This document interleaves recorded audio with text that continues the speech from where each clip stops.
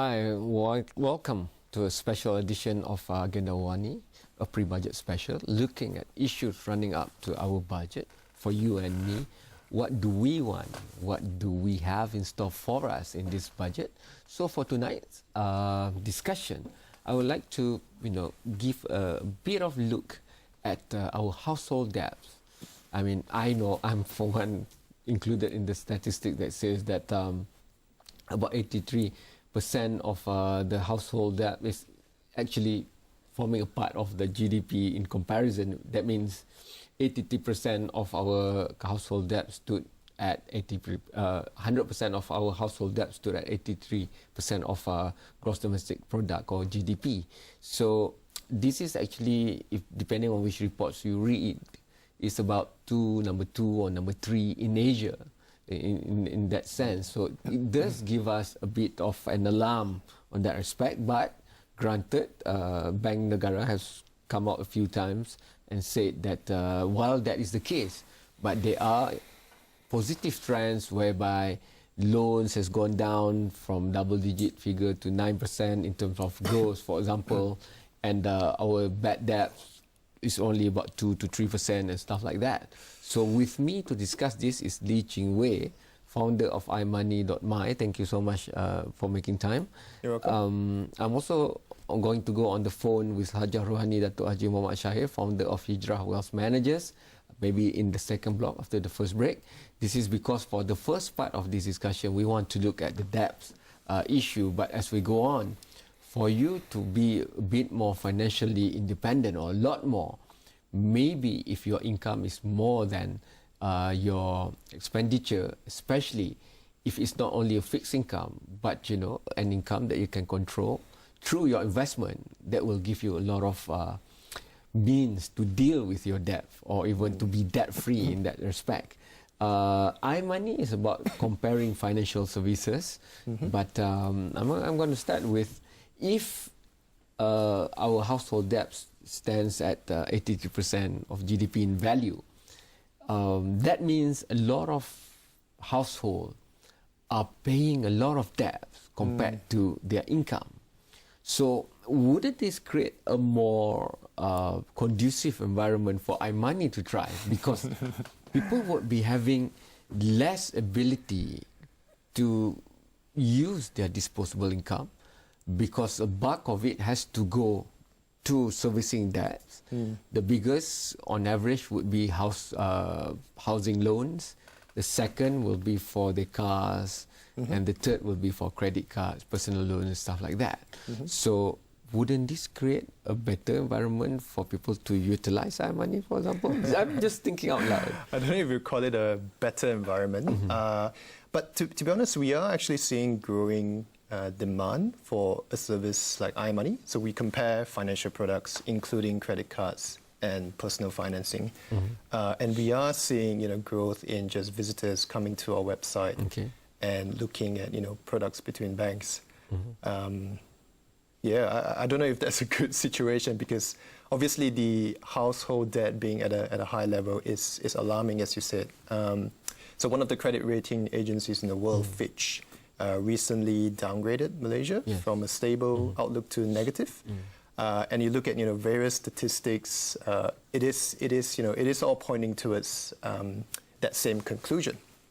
But at the same time, I think you mentioned Bank Negara coming out. That happened as well this year. So they obviously came out to change the regulation around personal financing in particular. So reducing, I think now you can only take up to 10 years in loans versus previously you could take up to 20 years. And you can no longer qualify for pre-approved financing with the banks. Again, previously it was more... and for housing, there's capital gains tax. Yes. And also, from 10% down payment to 30% for second home or third home, and so forth. So I think there are measures being taken to try and curb, the rising debt. So that is a good thing. But this raises the question of whether the household in Malaysia, on average, are savvy people when it comes to finance. One, in terms of managing budget and expenditure. The second is about generating income. You know, yes, I'm a salaried worker, but would I just let my saving be there in my saving account, or I set aside some for investment, for example, because cost we know will always rise. Seldom does it go down. But investment, on the other hand, if you have a cost average kind of strategy where you buy within your means, not borrowing to buy, when it's high, you buy when it's low, you buy when it's high again. So over a period of time, you have a very average threshold compared to the current price, and you make more in the long run. So for like, I was lucky to be there when Susie Orman was around last week. Oh, nice. And this is what she said. And within her morning and afternoon session, it's hardly about technical analysis, microprudential measures, or whatever it is. Very easy. It's people first, money second, and things third for her. So she said any financial analyst and advisor must be able to see the client as a person first, weigh the ability of that person, gauge the savviness of that person, and then only give advice. Yep. So I have to go for the first commercial break. But once we are back, maybe you can share the stories where iMoney has come across. I'm sure there's tons of questions that the FAQ that you have would be able to answer. Absolutely. But it's the basic questions anyway. Maybe we can try to see that. And iMoney is now in about 6 countries. So we can also measure country to country and look at the differences. That after this short break, because in these pre-budget days, we want to look at things. And for tonight, it's about managing debts for the household and also managing investment right up after this break.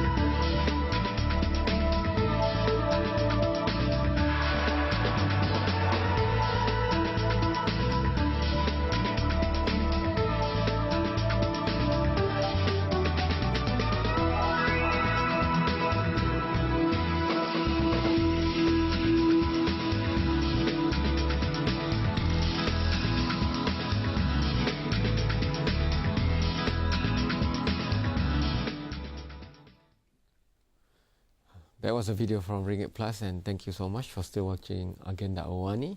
And we have discussed about the rising household debts in Malaysia, going past 80% of GDP. But that put us quite high. In Asia, we're number one. Not number one. South Korea has a higher ratio, but we're number 2 and number 3 in that respect, depending on which report you read. But now I'm going to go back to Lee Ching Wei, founder of iMoney. He's a technopreneur. He managed to get venture capitalists to give him like what, $500,000 or something. But he has good sense about cost and also returns. So, don't you think that if Malaysians are more savvy, on the average, the layman, about debit and credit in terms of what I spend and what I get in as income? So maybe the traditional way to say, the simplest way to say is, don't spend on what you don't need. But somehow, needs and want in the 21st century, some would say iPhone 5 is a want, but somebody else would say it's a need. You know, I need to be fast, I need to keep up. So rather than debate about that, what if we know that there are certain costs that we want to incur, we find ways to generate income more than the cost that we're going to have to incur. We know our salary is roughly fixed, but the other stuff, our saving, for example, can be turned into investment, a better rate of return of investment, for example, your view. I think you mentioned a few good points. I think if you look at it, the root of the problem with rising debt, in my view, is to do with education. I think financial literacy as could be encouraged. Where would you put it in Malaysia right now? 1 to 10. 1 being the lowest. I'm a bit biased, but I think we're sort of okay, above average, but not quite the level that we should be. But wouldn't you say that maybe above average is for like the top The urban, 40%? Perhaps. But the bottom 60% won't see it that way? Yeah, I think as a general, there's a lot of room for improvement, definitely. And, we do what we can at iMoney. Since I asked you that tough question, maybe I'm going to give you a chance to breathe. I'm going to go online to Hajah Rohani, Sure. Dato' Haji Muhammad Shahir, founder of Hijrah Wealth Managers. Assalamualaikum, Hajah. Waalaikumsalam warahmatullahi wabarakatuh. I think Yes. you followed a bit of what we've been saying. Yeah. Maybe I can help a bit on Sure, that last go ahead. question on financial literacy. Yes. Because I had the chance of reading the OECD report Okay. on financial literacy in Asia Go ahead. and other parts of the world. And apparently, what surprised me is that Russia has actually set aside about $100 million for financial literacy projects Okay. over the next 3 years or so.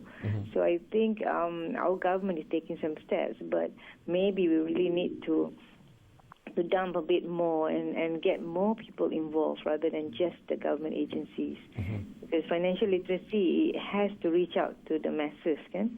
You cannot just circle around those people with the money. Okay. Because we are now addressing men on the streets Yes. and people who really cannot afford. Hajah, I asked this question to Lee in the studio, but if you have to choose between rating of 1 to 10 of where the average financial literacy is for Malaysians, where would you put it? Well, I would put it at a low 5 and below, because if we take the averages, can? Okay. I mean, you cannot just concentrate on people in the cities, but we got to go out to the rural areas, and at our level, we have actually conducted seminars at the rural areas, and it's quite pathetic. Hajah, do you see a pattern in this country whereby if people are just concentrating on making ends meet, where maybe close to 60 to 75% of their income is already parked to pay for their costs and debts. So of course they won't be thinking about investment much. Yeah, I mean, when you talk about, when we share with them the what we say, the get rich formula or the wealth formula of income minus savings equals expenditure, they said, what? I can't even have enough to make ends meet. How can you talk about me investing? Yes. So it is quite a tough line to actually get across to them and say, actually, you guys, even though you earn 2,000 ringgit or less than that, but if you actually set aside, say, 10%, you can actually make ends meet, because it's about of living with what you have. You know what I mean? So 68% of Malaysians are in the urban centres. Yeah, that's right. But I've met people who have given up being an urbanite and they've gone back to where they come from, and they're happy, for example. Correct. I mean, plus the no stress, and actually when they live in the kampung, for instance, they can actually just plant things, plant vegetables, and then so can maybe actually, this come back to the basic concept is people come to urban centres because they look at the earning opportunity, but sometimes they forget the cost that they have to pay to by earning that kind of income. So, so maybe literacy now, as Bank Negara has already said that they're going to work with Education Ministry, and we're going to see that being in year 3. But my problem is there's a lot of things that we want our kids in school to know. When we think that they lack history, we put history back there. When we think they lack patriotism, we put that back in also. But some things cannot be cannot be taught.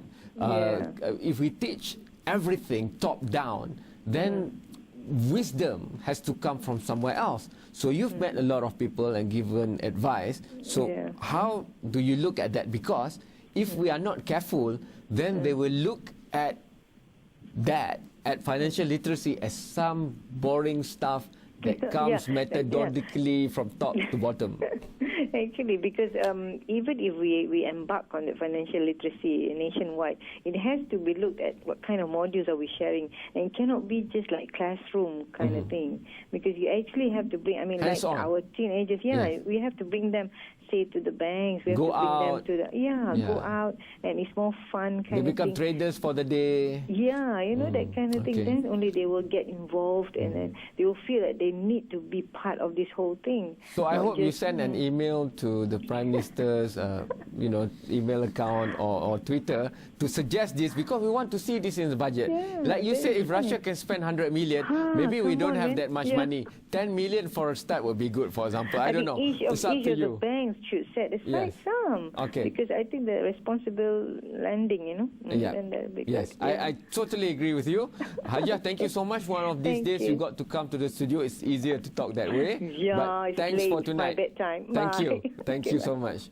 I have to go for the last break, but once we are back, I'll get Lee to share with us some more on financial literacy. And not just that, we don't want to talk about only negative things. We want to talk about investing, household investments, for example.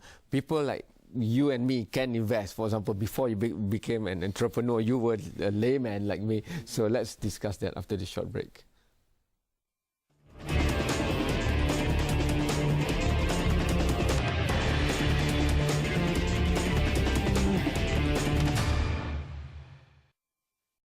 Thanks to PNB, I want to quote another quote from Susie Orman, who says that, you live within your means. Sounds so easy, but you spend only what you can pay and not go into debt to spend it. And even if you want to invest, it's from the money that you already have, because to be debt free is to be free and not be imprisoned of that. So, I rehashed that a bit according to my understanding, but going back to Lee now, savviness is one thing. But at the end of the day, maybe we don't have a choice. Some people think that investments are not for them. I can barely make ends meet, why would I want to invest? But maybe because we can barely make ends meet, that little that we have to save should be considered for investment. Yeah, no, I agree. I think a lot of it ties back to, like you said, savings. Any sort of money saved, it is money you have for future. Even though you earn a very low income, by putting aside just 5-10%, over time it can accumulate to a lot of money. The important thing here is in discipline. So, if you get your salary at the beginning of the month and then you spend it, and then whatever left over at the end you save, that strategy probably isn't going to work well. On the other hand, if you put aside 5% of your salary immediately after you receive it, and have that discipline, then over time, that you will probably see your money grow put faster. it where? What's the best place to put Very nowadays? good question. So investment is a very tricky thing. It really depends on a person, right? Do you have a long-term view? Do you have a short-term view? Would you need your money next year? Would you need your money in 5 years' time? And depending on the answer, it could mean that you invest in different things. For the short term, I tend to always sort of tell people that cash is probably not too bad of an option, especially fixed deposits. Fixed deposits, even though the interest rates are low, it is flexible enough that you can roll over on a month-to-month basis. Whereas if you have a longer time horizon and slightly more disposable cash on a month-to-month basis, you can look at things like property, for example, or even higher risk assets like shares. But you do need that long-term horizon when it comes to investing in the higher risk assets. The problem is when we put it as short-term and long-term. But I think, like, if you take a cost average perspective, you save some for 2-3 months return, but you save some more for your kids, for example. Everybody who's in the household who have younger generation coming up who want a safer, better future for their kids. Yep. So if you have 3, then have 3 investment tailored to each of your kids to grow, for example. That's a very good way of thinking. So education fund, because it's such a long horizon, you will only probably need the money in 10, 15, 20 years' time. You tend to, you can afford to be slightly more aggressive and put your money at places where you could potentially earn a higher return. So, things like equities. Even if you go into the share market, for example, the open share market, you buy one thing at 5 ringgit today, next year it goes down to 3, you buy some more. The year after that it goes down to 1, you buy some more. But 5 years after that, it might be going up to 10, probably 15. The thing about share market is, I tend to always say, everyone thinks he or she is a share and an expert, but it is a very risky place to put your money. I think with investing in shares, the general rule of thumb is to be as diversified as possible. So the most favorite for Malaysians right now would be what? Mutual funds? Mutual funds, yes, Unit people tend to trust? do that.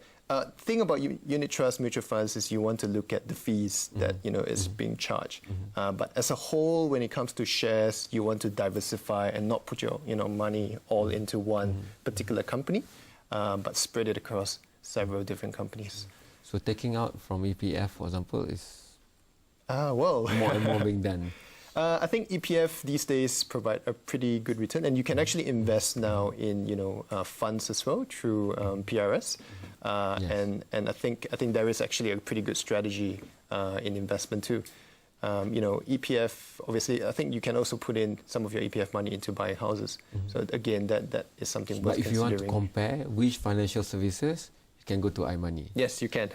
That's a free advertisement I give to Lee because he was hesitant about coming here, but I think he's done well tonight. Thank you so much for watching Agenda Awani.